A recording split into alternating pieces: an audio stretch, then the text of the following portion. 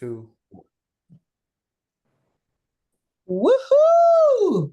I feel like I should have some balloons up and a big birthday cake going around because this is an exciting time to really be in an atmosphere with these amazing men of focus and vision and strength and determination and drive.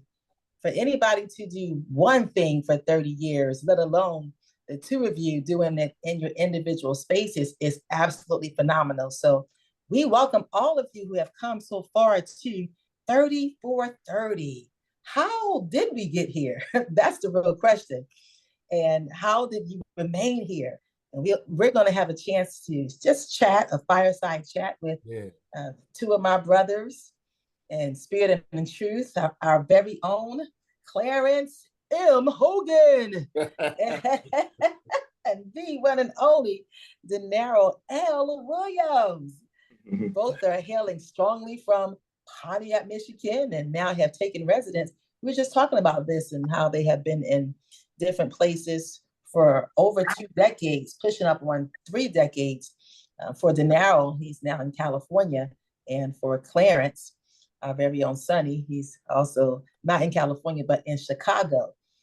The good part, honestly, is that no matter where they have taken residence, they have continued with the signature of their lives. And it's fun when you can be your signature, isn't it? Clarence is smiling already. Yeah, my signature.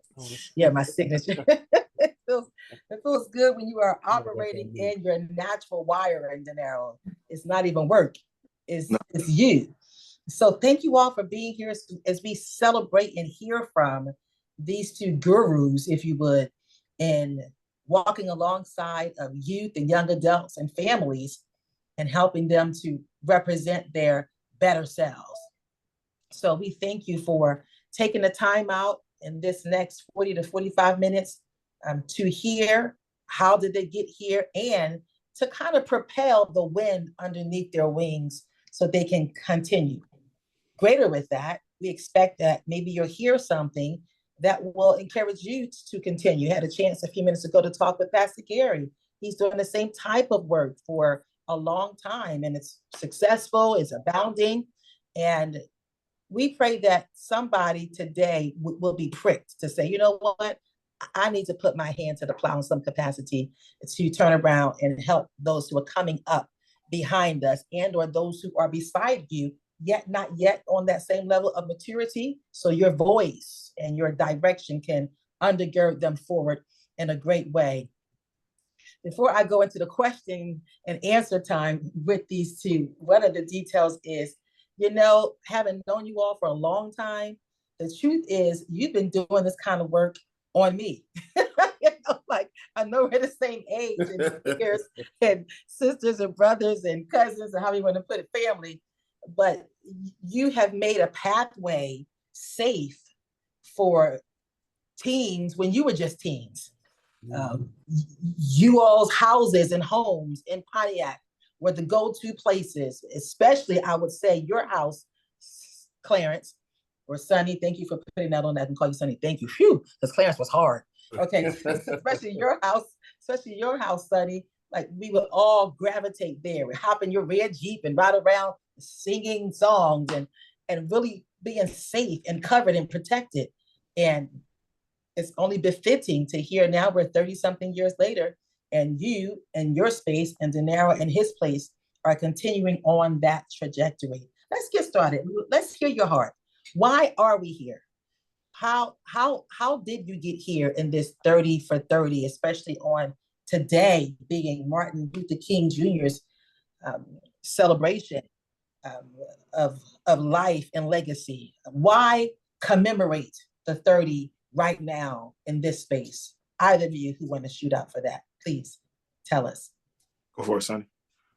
Well, you know, I definitely don't mind celebrate myself. So I figured when I realized 30 years was coming up, like you said, I got my first job working with youth in 1995 by happenstance, working at elementary school. I had very little computer skill knowledge. I was a computer teacher and no teaching skills. So, but God just kind of tricked me in a way, and I ended up being there 30 years later. But when I thought about 30 years had passed, it shocked me because I was like 30. I thought I was just 30. So, so working 30 years, working with kids is just that time fly. But I wanted to commemorate it because one, I'm proud of the work. Mm, Two, I think mm, that this work is not always dominated. mm, There's a lot of mm, Black males in this space. mm, And I think we hold a certain uh, mm, voice that I mm, think is important. And then third, to encourage other people mm, to see the work that people have done, and you can be legit, do your thing, mm, put it down, and even make a decent living for yourself, mm, and do the work that you called to be done, whether by you can feel come from somewhere else. I believe I was called by God. mm, So mm. yeah. No, I thank you. Just before even De Niro continues on answering that same question on how did he get here, why celebrate today on Dr. Martin Luther King Jr.'s anniversary. But something you said, Clarence, I just want to pull out for a second. You said you enjoy doing the work. Expound upon that some more, that Yeah. you're proud of the work. Yeah. What is the work? Yeah, I'm proud of the work, and I enjoy doing the work of helping young people find their voice, to be Mm, safe, to mm, learn, to grow, to develop, to mm, manage, mm, live, to mm, breathe, to mm, realize what it's mm, like to live in the urban area, mm, mm, realize what it's like to be a Black male, mhm, realize what it's like to be a Christian. All mhm, of these things that young people need. Some of the roles that we take supplement the work that parents do, mhm, but it's a little different from the school because we can kind of get a mhm, little bit more unorthodox and after mhm, space that I work in and the culture space that De Niro work in. So that is the work, working with young people and helping them get from point A to point Z. The mhm, difficult thing about this, well, it's tricky because, in the work that I work in, you may see people only for a semester, only for a year, mhm, only for mhm, a period of time, and they can move, you can move, they could go on, they can grow up. And mhm, so you got to kind of make your work matter while, mhm, you know, put down your mhm, phone and engage. mhm, Tell that person that you appreciate them. mhm, Tell those kids, look, you know what? I was sorry about that. I shouldn't have done that. mhm, That was disrespectful to you. mhm, mhm, Saying, I was nervous when you did that, or I was scared when I first came here. mhm, We know that a lot of times having access to a Black male can be limiting, mhm, and so I know, for instance, I always tell people when I work with kids, they pull the hair out of my arm, or they ask mhm, me, "What's that on your arm?" And I'm like, mhm, "Hair." They looking at me like, "What?" mhm, And it lets me know that they have limited access mhm. to Black men because Or usually limited access to Black men with hair in their arms. oh, I'm that's just true. like, That's true. They could use the Black men who shave the wrestlers. They shave all the hair off their body. get waxed. Who waxed? No, Exactly. go Yeah, ahead. who wax. Yeah, so even Another my subject. even the beard, I've seen kids just be like fascinated and just Mhm, like touch your face and like, what is this on your mhm, face? You know what I'm mhm. saying? So yeah, just seeing that and knowing that that's something that uh young people need that. Certainly they do. That Yeah. was well done. Thank you so much. That was great. So now, how about you? What is the work for you and why celebrate it today? Why now? Well, it's funny because unlike Sonny, I enjoy life. I have a good time. I do the things I want to do. But when I first seen what he was doing, I was like, oh my God, it was 30 years for me as well.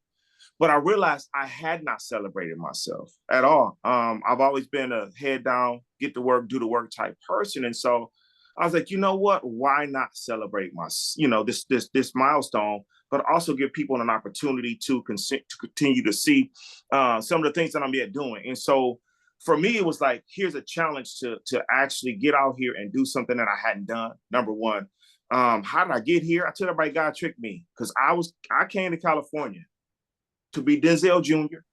and to be in Hollywood, and he tricked me.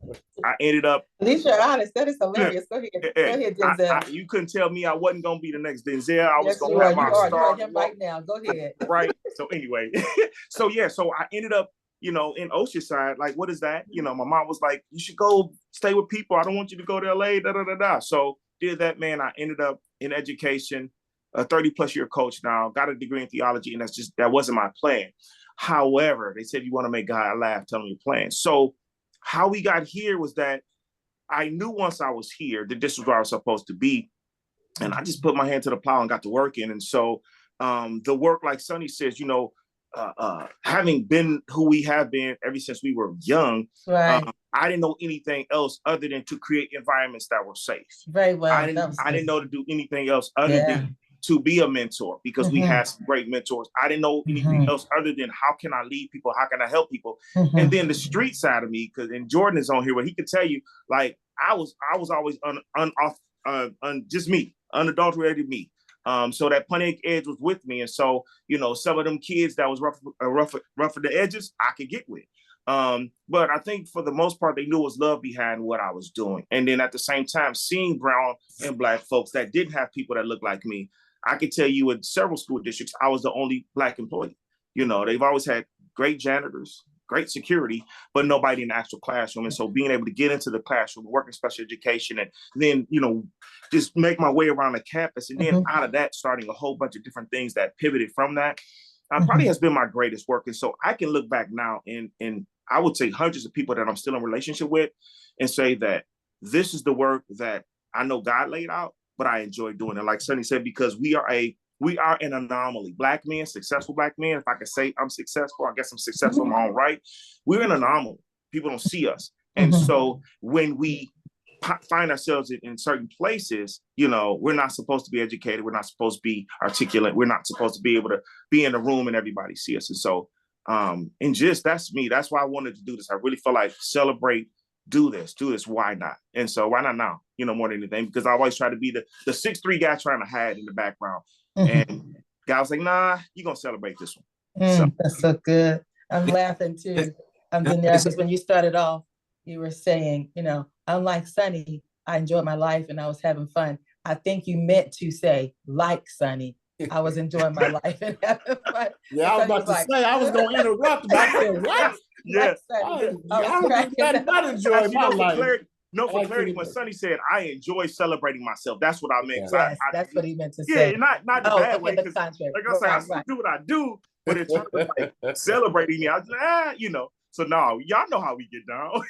we got you. Sure. We got you. Just want to get some clarity for the sake of the recording. No, I'm joking. Yeah, for sure. No. Sonny, I want to be like you when I get older, I promise. Listen, when they get older, snap. Whoa, he's older than me. That's crazy.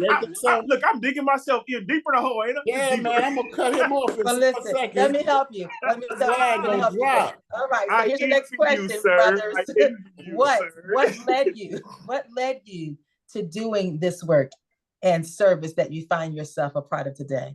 What was the initial propel? And then it's been 30 years to sustain yourself there. So what was the initial propel? Honestly, as I said earlier, I could not see either of you doing something different, because the way that you provided a safe space, not just physically, but also emotionally and spiritually. And you all were young men, like in your early years of college. And here you have half of the church and the neighborhood coming and just hanging out in a safe, consistent place. If I can say this, even the times of banter or sharing or joking with one another, it was safe. No one felt like they were being demeaned or outcast. It felt like a safe play on words to jest with one another. So the whole package that God afforded both of you to wear and to be wired in at such a young age seems to have matriculated itself with great depth and impact over these past 30 years. So what was the prong for you all? Like, I could say this on my end and speak for many other of the young adults or the young teens during the time, But what were you thinking? What birthed this in you to continue forward and then to remain in it? You want to go first? I'll go for it. I can follow you. It's fine. No matter either way. I'm ready. Well, like I said, I didn't really plan to do this work. I went to school to be an engineer, came home for what I now think is a sabbatical, end up getting a job at an elementary school, and bam, that was it. You know, I'm not sure if my mother is still on here. I want to say something. Yeah, I don't want to get in no trouble. But when we were kids, we were growing up. My mother ain't never had no tools. You know what I'm saying? She wasn't about no hammer, no screwdriver, nothing. So we was doing work with like screwing stuff in with butter knives and shoes, but hammers. You know what I'm saying? It wasn't until we went away to college that she ended up buying tools. And once you realize that a tool is made for a certain job, the job is so different. Screwing something in with a butter knife. Set it up, set it up, set it up, player, set it up. Go in the middle. Set it up, unlike player. a screwdriver is hard, right? And so when I got a real screwdriver, I was like, wow, this goes in a lot easier than it is with the butter knife that's flexible, which is meant for spreading, right? Once I got into that school and started working with those children, I felt like I had replaced the butter knife with and I knew it. I was like, this is it. Come on here, screwdriver. Right. You screwdriver. Yeah, screwdriver. Hammer. Yeah, call me the hammer. Call me the hammer. But I knew, I said, this is it. The money wasn't right. I didn't have no schooling. But I knew this is it. This is it. And I've tried to leave this work several times. Wow. Every time I tried to take that little, road to the next or that road to whatever. I tried to get up out of here, and it don't ever work. So sometimes I just submit, and I was like, okay, this what we doing. This what we do, guys. Well done. I just felt it. I felt it was good. It worked. And I've definitely made a space for myself. I appreciate that. Your analogy was phenomenal, and definitely something I'm sure that each of us in our own disciplines can relate to. Yeah. Knowing that you are that missing piece. It's good. Remaining because your part matters, and knowing how to walk in, live in, and impart what is needed in that environment. Yeah. Because you are the hammer. Come on, Mr. Screwdriver. All right, Denaro, tell us. I like that. What was the song and why do you stay? Yeah, so as many of you know, I ran track and field. And so in choosing my college, I knew I wanted to go to a Black school. So I applied to several colleges, including Central State, I believe Wilberforce, Fort A&M, but Tennessee State as well. And so after, prayerfully considering whatever, I knew Tennessee, I had settled on Tennessee. And so two of the reasons I wanted to go to Tennessee State was because of their amazing track and field program, but Oprah Winfrey, because I was a communication major, hence the word, thinking I was going to be Denzel Jr., right? So going there, I knew I'm getting ready to continue my career in running. I did pretty decent in high school, set some records or what have you. And the year I went into college, they switched from the SWAC, Southwestern Athletic Conference, to the Ohio Valley Conference, which kicked out of male track. I was completely devastated. I didn't let a lot of people know that. We came home for the first, Sonny will tell you this, when I came home for that first Christmas, I was so excited about the experience. I hadn't understood yet that male track was gone. And so it was a completely devastating thing for me. All of that to say, I got a prophetic word. And this was later after I decided that I was going to move to California at that, probably about a year later. A prophetic word that God was going to use me in the area of track and field. And he was going to use me and my body to minister to people. And I was like, wow, because I hadn't told anybody, the devastating, feeling that I had not being able to finish my career as far as running. And so fast forward, when I got to California, one of the first things I did was found myself in a local school and trying to continue to pursue the communications things or whatever. And then ended up in the most obscure situation. I write about all this. I'm an author. I write about all this, but I ended up mentoring two young cats that ended up becoming like my kids, and I raised them. In the midst of that, one of them was a track guy. And I probably got it like a year or two before. I said, hey man, see if they have any openings or if they want volunteers on the campus on the track team. And lo and behold, they did. I went there. They gave me this whole, we don't know you. You'll be here. We're going to watch you, whatever. 2 weeks, I had my own kids, my own group and coaching. And that started my career in education and coaching. And so it was as if that missing void was filled. And that's what started. 95 was the first year I started coaching out of school, getting paid to do it. You couldn't tell me anything. I thought I was rich, being paid to actually do something I love. I thought I was cheating the system. But that began the mentoring. So I was much more than just that coach on the campus. Once again, here's a Black coach, here's somebody on the campus here, so all of those things kind of all came full circle. But it had been prophesied to me prior to that I was going to mentor young men and kids. And I was like, no, I ain't. I'm good. My daddy wasn't around. My stepdad was around, but my physical dad, I'm like, nah, I ain't mentoring nobody's kids. I'm good with that. Kind of fought God on that the whole time. But he landed me time after time, even when I was at Tennessee State. I was mentoring neighborhood kids. I tried to run away from it, but every time, Sonny said, every time I tried to run away from it, it seemed like he was pressing me more towards it. So yeah, I quit running, I guess. But in the midst of me saying God tricked me, in my mind he tricked me, but obviously his plan was he set me right up to where I was supposed to be. Because I've been able to watch many people fulfill their dreams in track and field that I never had an opportunity to do. There's a quote, you said that very well, Denaro. Thank you. There's a quote, and it says that there are 2 greatest days of your life. One, the day that you're born, and then the day that you recognize why. Yeah. And that's what I hear you saying. I begin to lean into the why, not run away from it, and see it perpetuate itself in the lives of others. Yeah. I know both of you have seen great success in this work, and I've listened many times to Sonny's stories that have cracked me up about the children that he works with, and having a chance to visit Chicago with Queen, my daughter, and being in the midst of that whole scene and exchanging, just really getting a feel for that work. I've had a chance also to be on Zoom with his youth and to speak to them and to encourage them. So both of you have seen great success. I know you've seen it in track and in coaching, life coaching these youth and young adults. Let's speak to when it's not going so well. Let's speak to your growth areas. If you were to be honest, when has it been hard for you to remain not just 1 decade, not just 2 decades, but 3 decades long? When has it been hard? When did you feel like, I'm going to quit? I'm not going back tomorrow. I'm leaving the keys right here in the office and they will figure it out. And I want you to answer that from 2 angles. What was one of the many times, if we're honest, it was more than one time, I'm sure, over 30 years, that you felt like I'm done? And then why were you not done? Why did you return? So please share. I think it's your turn. Clarence, Sonny. I was like, take it away, Denaro. Take it away, right?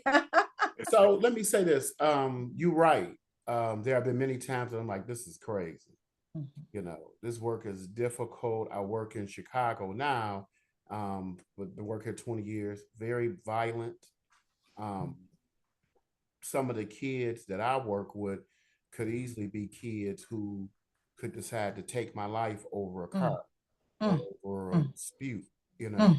I've only worked in low income project inner city communities. So, the kids that quote unquote, the marginalized, right? What's been frustrating to me that make me want to quit is that it's not that. It's the obstacles that the communities that I work with are put under, right? Chicago, very segregated city, probably more segregated than any city I've lived in before. I only lived in 3. But I mean, when you live in the city or you work in an area or you live in an area where the schools are less than, the streets are less than, the police you instead of protecting and serving you, you can begin to feel less than. And that's where it gets tricky, right? That kids feel, people in these communities can begin to feel like maybe I am a marginalized person, that I don't deserve the same things that the rest of the world deserves, even though I've done nothing necessarily to say I shouldn't have that. That comes out in attitude, it comes out in behavior, it comes out the way we treat one another, right? Love we have for ourselves. And so battling that or figuring out a way to deal with that is surmountable. There's, I mean, you know, and without prayer, family, with me, humor, these things would be pretty much, and the Holy Spirit would be, I can't do this, you know? And I Yes, would I do hear you, I'm Sonny, just and I gonna can walk feel away. that. Yeah, I'm just gonna walk away from this work, Right. do something else that if I make widgets at the end of the day, I can get rewarded for the widgets that I made. You know, you made 10 widgets, you made a car.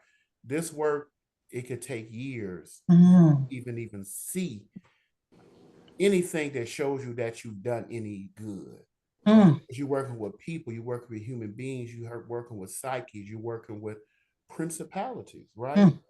In high places, right? Our weapons of warfare are not carnal. So these things, even though they do count, this is something a lot deeper than just planning a program or giving an activity or giving out book bags, right?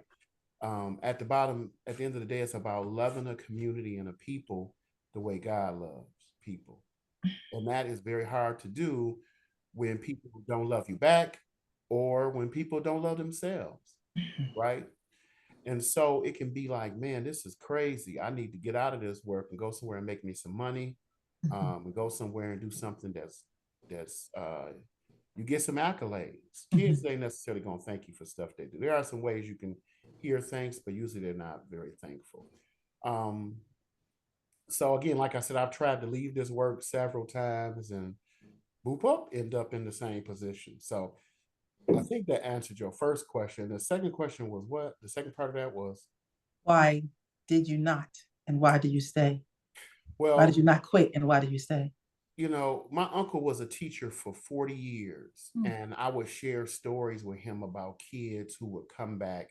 They got older, and you meet them in the grocery store, you see them on the bus, and they thank you profusely about how you did this and how you did that. You know, you don't get many of them, but he said to me, yeah, you get a couple of them, and those are the ones that keep you going. Those little small, and you know they telling the truth. Sometimes they don't say it or they don't articulate it, but they introduce you to their kids. This is, oh, this Mr. Clarence, he gave me my first job, or this is my teacher. You know, oh, it's so good to see you. You still doing that, and oh, thank you. Once I got that job with you, I started working here. Right? It's like, wow, who would have thought this? You know, I have a story I tell about a young girl that was in my class named Tiffany Gilmore. I never would have thought that I would have impacted her. I was a young teacher. I knew very little bit about teaching, even less about people.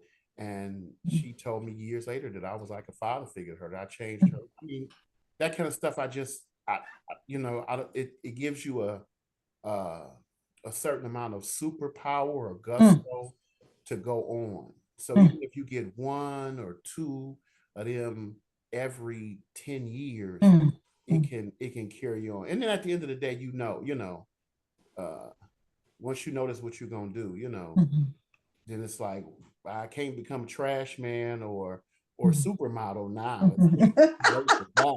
So then Zell understands. So They'll understand, right? Zell know what I'm talking about. Zell know. So you might as well hold on to see what the end gonna be. You know what I'm saying? Yes, I do. I hear you very clearly. Yeah. And I thank you so much for sharing so transparently your stories and the success laden in the process of the trial, the process of the tribulation, and to have, like the scripture that says, for the joy set before him, Jesus endured the cross, despising the shame. Keeping that joy set before you in the work, despising the shame of what is built into the community, despising the shame of the lack of resources and becoming a strong resource for the population that you serve. For those of you who are joining us, just hopping on, we want to highlight, thank you again, before Denaro answers the same set of questions on why did he not quit and what keeps him moving forward. You are here with the one and only Clarence Hogan and Denaro Williams. They have been in the work of serving lives, children, youth, and young adults and families, helping them to see their better self arise and remain. And this is 30 for 30. Both of them have been in this work for 30 years and counting. And we're celebrating them keeping their hand to the plow, hearing from their hearts tonight, giving us a chance to be encouraged to do the best in the area that we have been wired, and to be encouraged also to say, you know what, how can I turn around and get back on the same level, whether part-time or full-time? So Denaro, please share with us, why did you not quit 10, 20, 30 years, and what keeps you moving forward? Well, I think the reality of knowing when you find out what it is you're supposed to do, it makes it very easy to continue. But I think the wisdom that I gained over the years is knowing that for you to think that the work that you're doing is very impactful is not going to be challenged. I can name you situation after situation where when you're working with children, you're scrutinized, you're in a fishbowl. You know, I've been called everything but a child of God, and I won't go into a lot of details for the work that I've done. Being a Black man, being on campuses, being very, very confident in who I am, bureaucracy, politics, and Sonny knows he's dealing with, because I was in the school district. You've seen all these different things, and you're going against the grain. You're doing things that people wouldn't do. There's a rule out here called undue influence. Undue influence basically says you can't help people because it looks like as a coach or a teacher that you're trying to have the upper hand. Well, when I saw kids hungry, I didn't care about undue influence. Go to my house, and some people can attest to this. I'm like, here, go get you something to eat. You can't run today if you don't got no food in your body. And so I'm saying all that to say it was those situations. And like I said, I've been the only thing that looks like me on a lot of campuses. And so I navigated, and I mean, still not navigated, but I naturally gravitated to those that look like me, whether Black or brown, and then to know what they were going through. A lot of them without dads. When I wrote one of my second book, I reached out and I was like, hey, you guys, can you just write something that helped you along the way? Mm-hmm. I had a Kleenex box because I was just doing what I was doing, not realizing the effect or impact I was having. So the reason I did not quit is because I knew there was a greater purpose, although I was not in Hollywood, right? Mm. So I could tell you several times I stepped away a little bit and kind of started retraining and was trying to do some all-comer stuff. Ended up in an accident. That's a whole nother story. And it's kind of like, okay, so the track thing is done. Did the same thing with acting. It's a background work. Kind of kept my hand in there because I still wanted to fulfill that hidden part of me, or that, you know, that unfulfilled part of me. But somehow I ended up right back in the same situation. And many times I wanted to walk away from young people, including today. And yet I find myself being a voice of this generation, and God only knows how, because I don't get it. But that was kind of the driving force for me. I knew prophetically, you know, things, you guys know we grew up in a prophetic ministry. So a lot of things were said to me that kind of directed me and guided me. But it wasn't until you walk in that thing, I was like, oh, this was said when I was 20. Oh, this was said when I was, oh, well, I'm 30 and that didn't happen for 12 years, you know, type of thing. And so, you know, when the dots connected, it was like, okay. But at the end of the day, that's why. And the reason I continue to do it is because I understand my plight. I understand that I wasn't supposed to be a doctor, lawyer, whatever. I was supposed to be a mentor, a life coach, an athletic coach, and I was supposed to be right here. And the way I know it is because the opposition over decades that I've received doing what I was supposed to do kind of reminded me, this is where you're supposed to be. And don't think what you're doing is supposed to be easy, because you're not just affecting lives in a semester or a year of school. You're now affecting generations, parents, grandparents, kids to come. And I could probably say to this day, I'm now mentoring people that have kids. I believe Jay's still on here, 47, we'll call him. I'm giving him advice on his son, and he wasn't even a track guy, but here is his son running, and he can come to me and say, I don't know nothing about this, what are you doing? So that's the most rewarding part of it. And that's why I keep doing it now. Mm-hmm. You done sold yourself short, D. Uh-oh. Does he have permission to talk, y'all? After this is over, he can talk to you. Yeah, chime in later, Jay. So while you're there, Denaro, let's stay on that same pulse then. Okay. What type of advice would you honestly give someone who is starting in this work? What would you say to them? That it's not for the faint of heart. That it's not for money.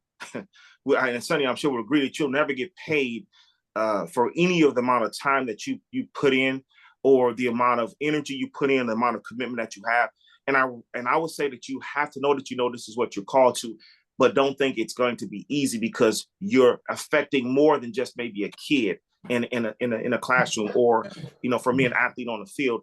You're affecting a whole lot of people. So the advice I would give is, like, know, number one, unequivocally, that this is what you're called to do. Right? Work with young people or what have you, being in community service, because obviously that's full encompassing. It's not just working with kids. It's can we teach kids to be communal? Can you go and you serve? Can you help the elderly? Can you learn? Do you know respect? Do you know what it means to respect your elders? How are you at home with your dad not in the house? Is you disrespect your mom? If you do, I'm gonna jack you up. So those are the type of conversations that I've had with kids, but also with people. Like, listen, this is not for the faint of heart, but if this is what you're called to do, it won't be easy, but you'll find the reward, because you're exactly where you're supposed to be. Beautiful. Wow, that was solid, balanced, and truthful on many angles. That was well done. Thank you for that. That was deeply truthful. Like, you're not gonna get paid, you ain't get no money, but it's gonna be rewarding. Hey, I'm just being honest. You ain't get no money, but it's gonna be rewarding. How about you? How about you, Sonny? Greatest reward later. How about you, Sonny? Same question. Same question. Yes. Yeah. Yeah, I think I would tell people that this is, to be honest, this is revolutionary work. Wow.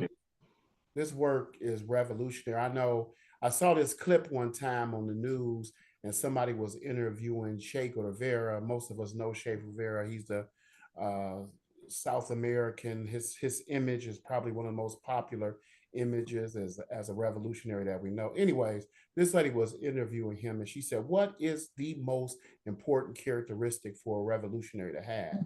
And he had all this big old beard and hair. He got a hat on. He's smoking a cohiba.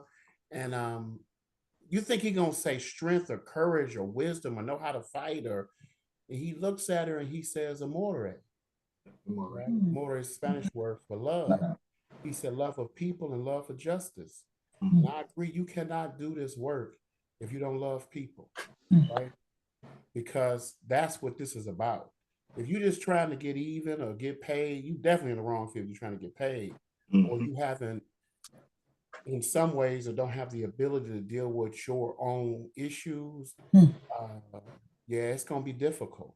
It's going to be some difficult work. You can be a broken person working with other broken people, and kids have the ability to find that spot that, if your head too big, if your nose crooked, if you walk funny, they're going to bring it up, right? And if you might not necessarily be healed, but if you ain't dealt with that, then you can come from a wrong place. So yeah, this is revolutionary work. And so you need to be a soldier and somebody who knows that not only are you going to have to give your life for this, but you could actually lose your life doing this kind of work. Again, I work in one of the most dangerous neighborhoods in Chicago, the North Lawndale community.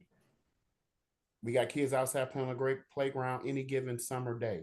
We got to come in because it's shooting, right? We got fiends outside. Yesterday, a lady was out there falling down. People have broken into our building, broken into our cars. Roberta's on here. She shot up our vans, and it's by the grace of God that we have not been hurt. But, and when we try to get interns to come into our area, a lot of times they like, where you were, where? Oh, no. I ain't coming to South Shore. I ain't coming to North. I get it. Yeah, I ain't coming to South Central. I ain't coming to Compton. I ain't coming to Detroit. And I get it. You know what I'm saying? So, yeah, you have a very strong, a good look at what you could give up besides money and fame. Yeah, you're going to be a revolutionary. So Sonny, let's stay there, because this is the make or break piece. If persons don't have what you're saying, this is the make or break piece. Like, then they won't have any staying power.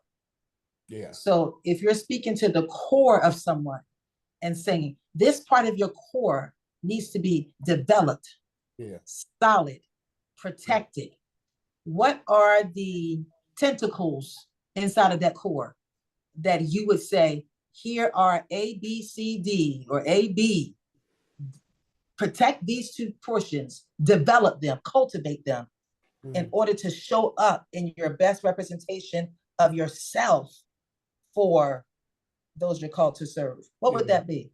Well, let me also say this, and I didn't want to make it sound like that people who do this work all got it all together, right? No, I'm not saying that. I'm asking you from your experience. Like, what is that? Yes, go ahead. Yeah. So when you come into this work, you got to be willing to deal with that stuff because some of that is developed in the work.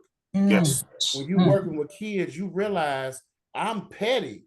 You know what I'm saying? I'm mean. That's good. Why did I do that? Oh, and then if you honest with yourself, you have to say, why did I do that?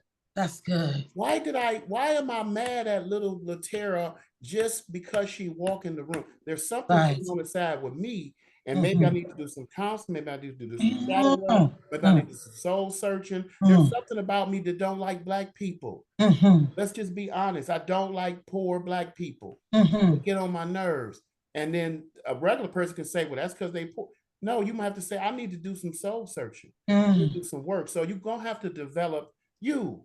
I call it your youism. You have to develop you because out of that is what flows relationships, right? If you trying to be connected and be authentic with who you are, it's only through that you can have healthy relationships with other people. Your relationship with yourself, just the second part, I think, comes from a higher source, right? Because that digging deep, right? Going to those dark places, right? The reason why I don't like him because he reminded me of a woman that I had in the 3rd grade. That's good. Hurt my feelings, and I've never been healed from that. And I'm not gonna run into this guy and get healed, but maybe the Lord can heal me. Say, look, I need to leave this at the altar because it's hindering me from growing. It's hindering me from loving people in the community that need this. And so that higher power, that God connection is what's gonna make you be better to do the work that you need to do, to work with the people that you need to love. That's good. Can I piggyback that? Wow. Yes, please. So it's funny he said that because it it's kind of like that on the job training. I started coaching and actually volunteering at 23 years old. I was still formulating who I was. I was still that guy that was dealing with rejection, abandonment issues from my dad. And you and I know this, Sam, my stepfather, your father passed away a year later. So for me now, I had to deal with the loss of somebody else's. So here I am, 23-year-old, 24-year-old Denaro walking on a campus, still kind of looking for that father figure, that mentor. And some of the people that devastated me the most look like me. Some of the people that talked about me the most they look like me. And I didn't understand why that type of vitriol and jealousy. So one of the things I learned, and I wrote this down years ago in Bible college, my 3rd or 4th year, and I made it my own, and I'm going to give this to anybody who could help. And this is what I tell anybody. Deal with anything that you have voluntarily, because if you don't, it will visit you in your future involuntarily at the most inopportune time. And I've lived by that because like Sonny said, you get around the right type of people and they will pull out of the stuff that you thought you had hid. They'll say stuff that'll trigger you that you don't realize they're not even saying anything, but I'm really mad because you made fun of my vision and I think you try to be slick when you're doing that. Or you done said something to the side that triggered out the fact that I'm still dealing with daddy issues So yeah, 100% equivocally, you got to know that that this work is for you, but you have to expect those type of things. So I tell anybody, don't do anything prematurely because, if you do, this might meet you. And if you do it prematurely, go ahead and be willing to work on your stuff. That's volatility, that's being transparent and all of the above. So I call myself a leader's leader. Everything that I do now, even the books I read, it's all about leadership. And I tell people all the time, I'm a leader of leaders because I want you to be somebody that can be self-sufficient. And so if I give you every tool necessary, if I can give you all the mistakes and accidents and not accidents, but all the mistakes that I've made in the wrong paths that I've went down, if I can steer you away from that, then as a leader, I can rest that I've done my job. Yeah. So what I hear you both saying is that the moment they say yes, they need to hire a therapist. Most definitely. You're right. Or a life coach. Look, I'm gonna give you your number. I'm gonna say, take this application, and here's a telephone number for a life coach. Right. On the side. Yeah, it's been some moments for sure. Yeah. That kind of actually hard to ask. You answered the question of what have you learned along the way? And what I hear you both saying is this type of work allows you to look at yourself indirectly and directly, because I think it was Danero that mentioned sometimes you may have these triggers and you're wondering, why did I respond that way? It was you too as well, Sonny. Why did I respond that way to that child? What does that hit up against in me? And then to be mature enough to be willing to look at yourself and then to do the work outside of that environment, and in order to go back into it more healthily, more prepared, as a stronger seed and arsenal is necessary. We have about 12 minutes left. I have another question that I want to propose before we give opportunity for anyone on the panel to shoot me a question. If you have a question that you want to ask or have asked, please shoot that to me directly on the chat log. Please, thank you so much. My last question then, in that case, since we are going to entertain some questions from those who are gathered, is what would you do differently? That's good. What would you do differently? What, you got it, son? Nope. I'll take it. I'll say some at the end. Yeah. Absolutely nothing. Because I understand if I was supposed to be somewhere else, I would have been. And if my destiny was lined up somewhere else, it would have been. But because I am here and I've gone through what I've gone through, I wouldn't do anything differently. Because what I have wrestled with is, why this work?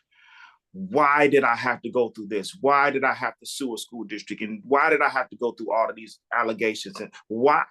And I've recognized and realized at 55 soon to be that I wouldn't change a thing, because it's made me who I am. And if that meant that thousands of lives have been changed as a result of the work, the hard work I've had to go through, and being reminded that Jesus' work was much harder, I wouldn't change anything. Yeah. Well done. Thank you. Thank you so much, Danero. That was honest and introspective. How about you, Sonny? Anything you would change along the way? So many things. Well, one of the things I've learned in this work, especially as an adult working with children, right? This little girl said to me one time, she said, "Why you don't ever go on no field trips?" Why you don't go? Yeah, she said that to me. Why he didn't go? She said, "Mr. Clarence, why you don't ever go on field trips?" And I didn't have really an answer. I mean, I gave her an answer, but it really wasn't an answer, because what I heard her saying is that, in a way, you're missing the best part of this job, and that's interacting with us.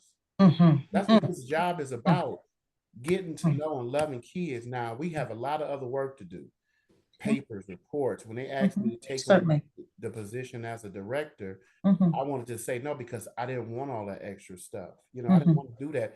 I'd rather spend time with children. I mean, I'm glad I did, but sometimes, especially in my early years, and believe it or not, I might have been too serious. I might have been too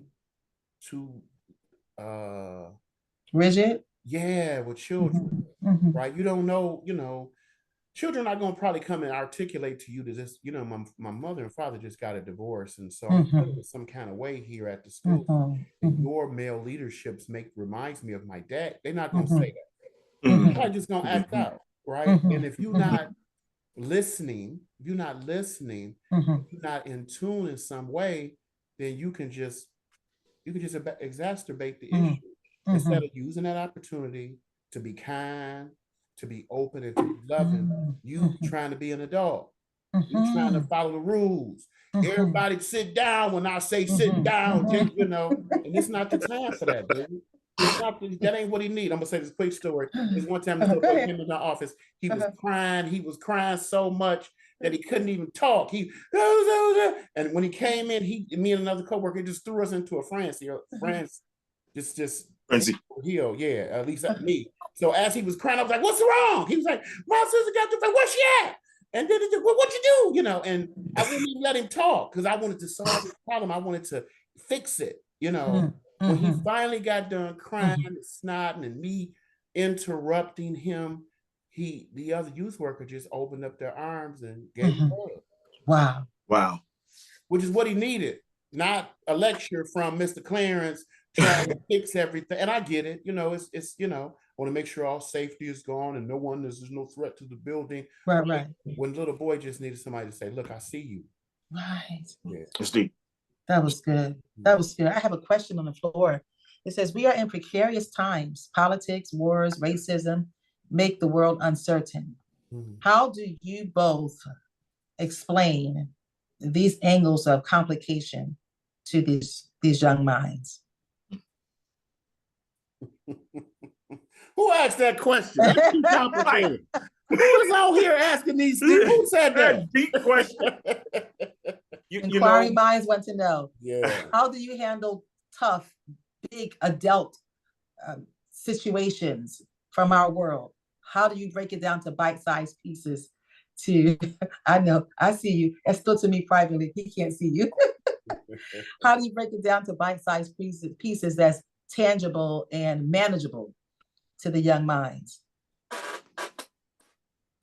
Sometimes I say, look, you got to go home and ask your mama that question. We're not allowed to talk about that here. No.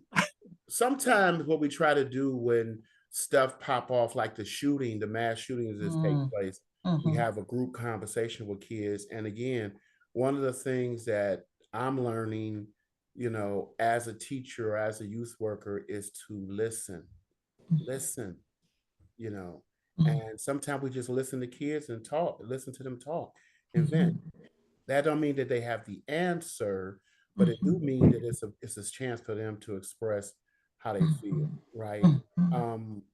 Sometimes through listening, you can hear situations that you can use later on to deal with race, politics. Remember that time we went to the park over there on such street, and our park was dirty, but we went up north, their park was always clean. Yeah, that's what structural racism look like.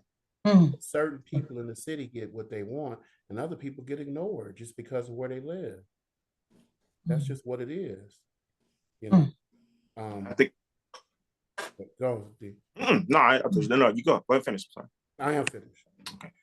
The number one thing you learn in ministry is counseling. In counseling, is listening is one of the greatest skills, and so I've learned to do that too. I'm a talker. My mind goes 2,000 miles an hour, and I'm a C personality. That's a powder keg waiting to happen. So I've had to learn, like Sonny said, to sit back and say, okay, how do I answer this? And I would use it as a personal story. I'm gonna pick on the church a little bit now. I had 5,000 hands laid on me coming up. The Lord is gonna heal your vision. And I'm like, yeah. Well, it ain't happened yet. And so what I've also learned is I don't have every answer for people, and I'm not going to do that for the sake of appeasing them. And so I do allow those conversations to take place where I can say, well, you know what? I really don't know.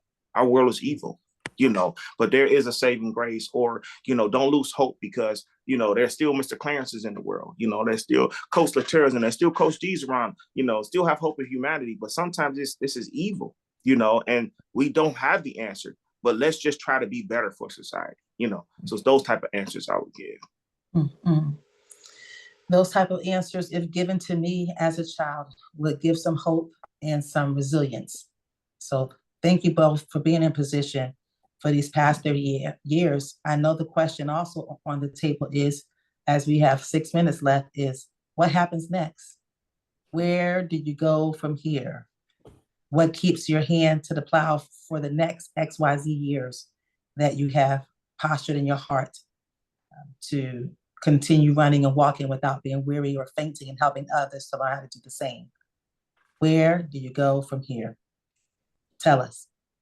Yeah, well, as it relates to this campaign, if you will, 30 for 30, over 30 years of doing youth advocacy, youth training, youth leadership, youth ministry work with young people. This whole year, Danero and myself are going to do a series of events and activities that commemorate that work. Okay, in what way?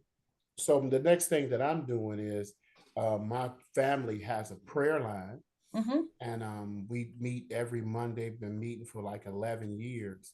And this in February, I am the host. So I pick a person that does the prayer and does the scripture reading and that type of thing.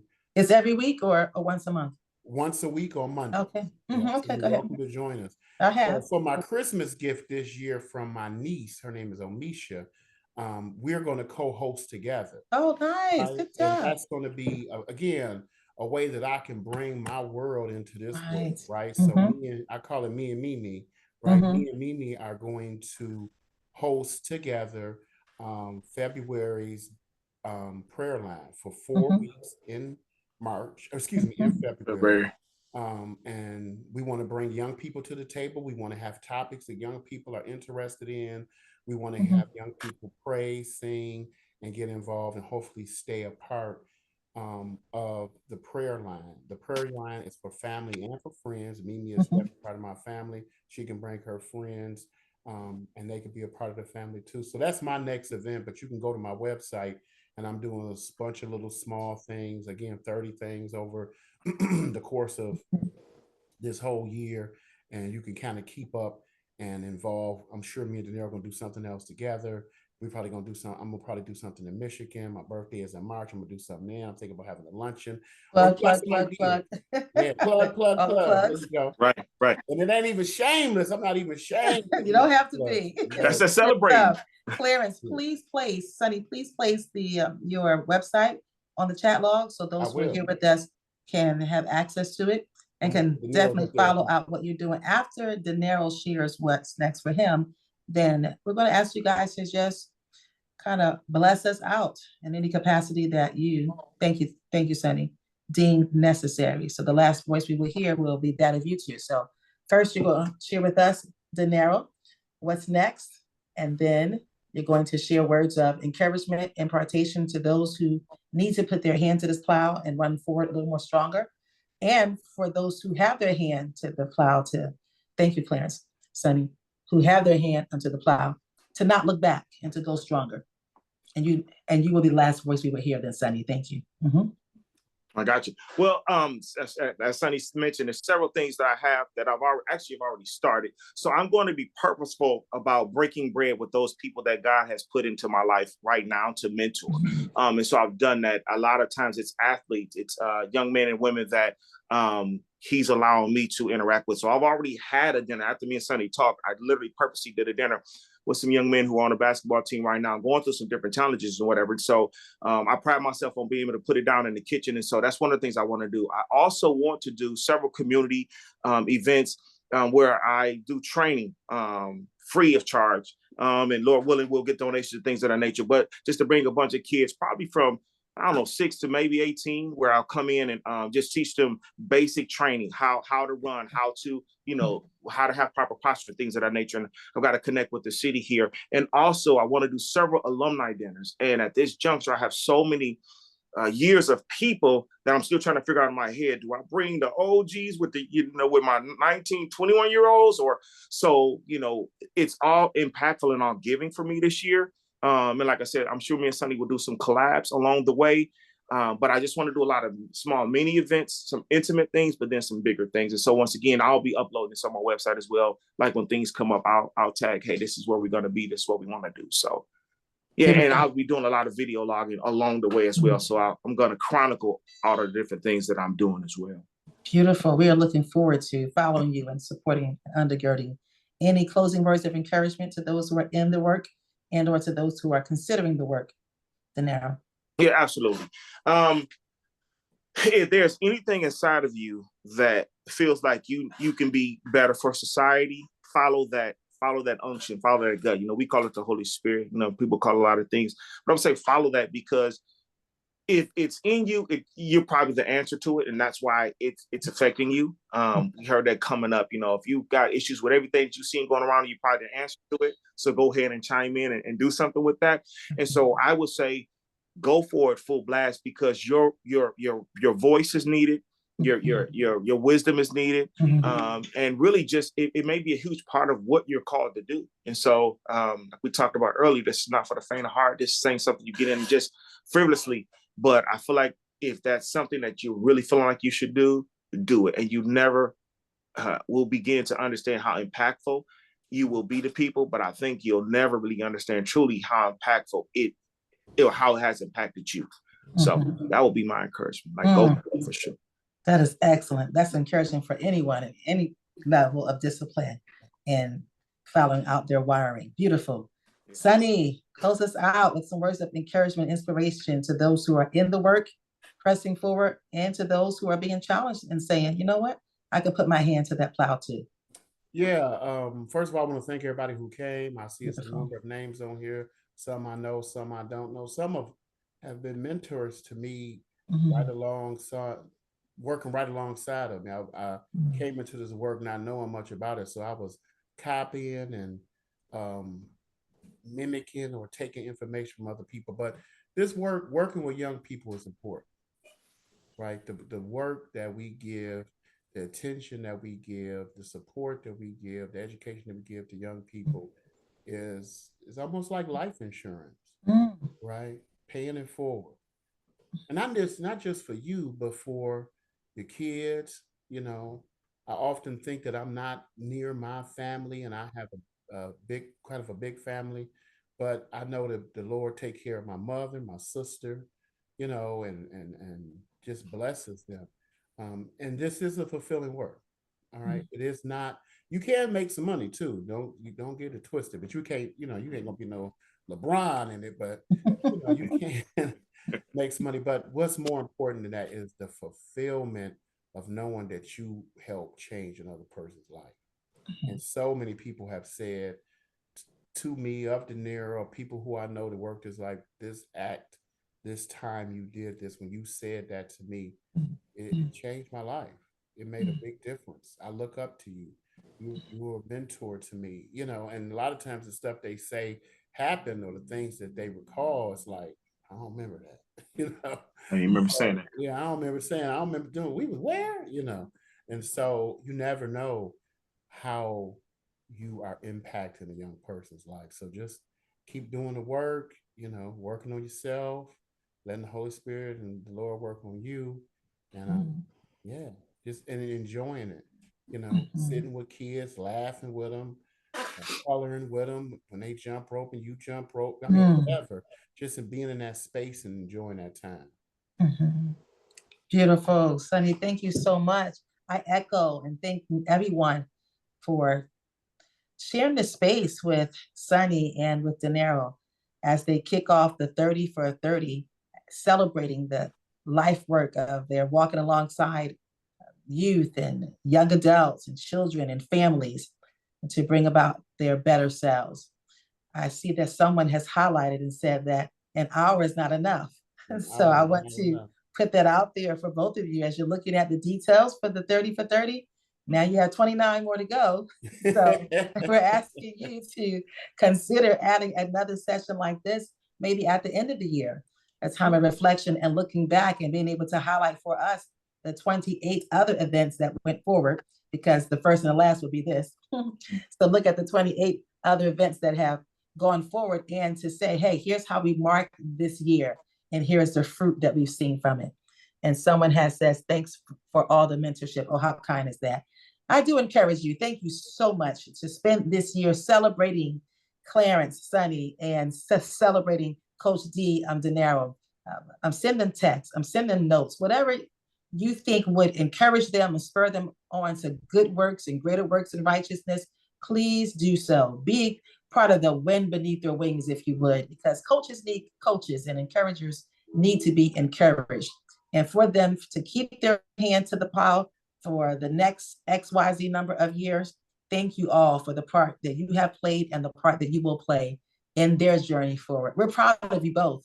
And we say thank you so much. I'm one of those youth that you practice on, even though we're the same age.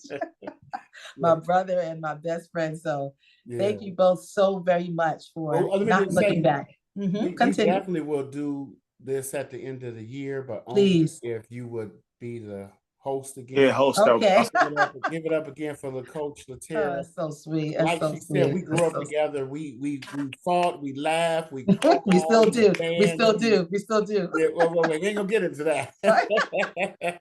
And so we actually asked her like 2 days ago, could you do this? But we knew that she, even if we didn't give her no questions, she could do it. So if y'all want to see us do it again at the end of the year, it's only if Coach Tara would be willing to host it with us. Absolutely, my joy. We can tell you how everything went. So thank you, My Coach joy. Tara. Awesome. Appreciate you. My joy. All right, greatnesses. I think we're all done. This concludes our time this round. We look forward to seeing and hearing from you all at the end of the year, and trusting that you all, those of you who are gathered today, have been inspired and encouraged. So may the Lord bless you and keep you, cause his face to shine upon you, lift up his countenance toward you and be gracious to you, and continue to give you peace that surpasses all understanding in his great name. Mwah. Thanks, everyone. Bye-bye. Thank you.